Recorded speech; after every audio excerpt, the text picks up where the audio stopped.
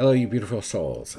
James LaVeck here, and you're tuned into the Life After Losses video blog.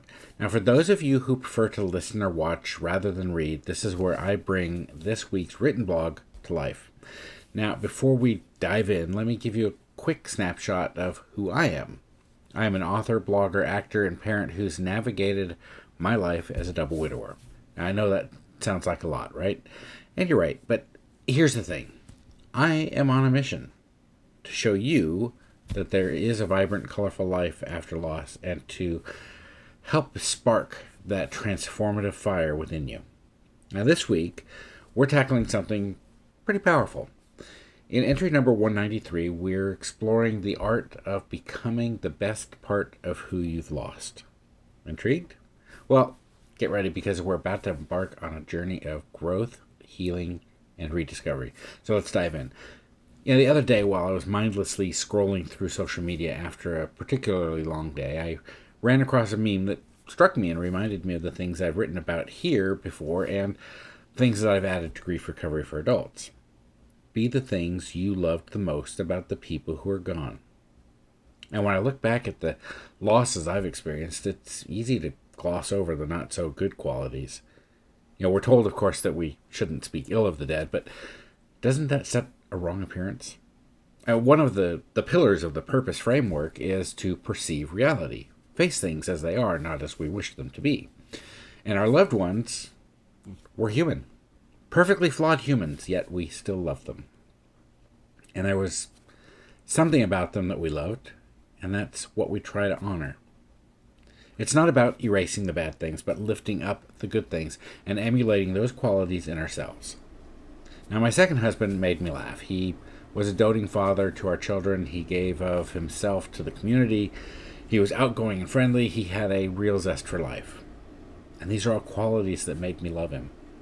To honor his memory, I try to be those things because he can't be anymore. And sometimes I succeed, and sometimes I fall flat on my face. But I keep trying. And when I think about those things that made me fall in love with who he was, I realize that some of those characteristics were actually missing in me. And even though my life is literally an open book, and I write something every day, and I'm getting into the public eye as an actor, plus these videos, I actually am an introvert. And I've been working from home for the last 10.5 years. There's rarely a need for me to actually leave the house. I can get groceries delivered now. However, I recognized that being a hermit was not good for me, and I forced myself to do things he would have done. I tried to socialize more in an attempt to be more outgoing. I ran for and was elected to a seat on the school committee.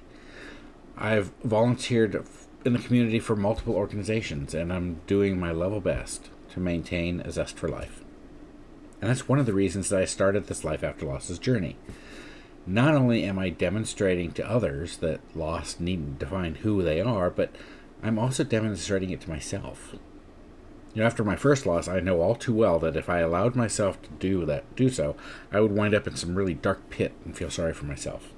I didn't like what it did to me nearly 30 years ago. I wasn't going back there. Now, this had to be a conscious choice to prevent that slide, and this is where the power of conscious choice comes into play. Particularly when we've decided to embody the qualities we love the most in those we've lost. I know that making this choice isn't always easy. It requires us to look beyond our pain at something beyond what we know and feel. We have to search our memories in a new way and analyze them for a specific purpose.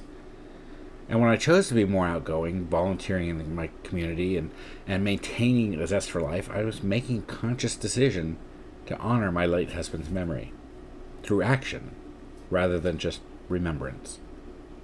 This choice to be the thing that you love the most about the people who are gone is a powerful tool in the grief recovery process because it gives us a sense of purpose and direction when we might otherwise feel lost and rudderless.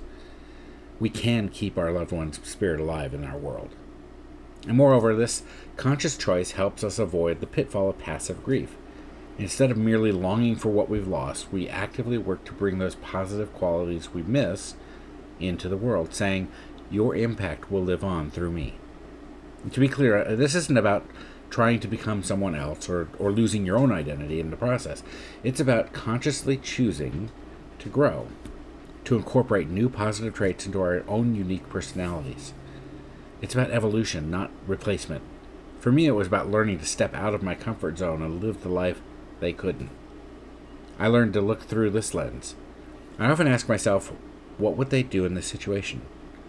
Or how can I honor their memory today?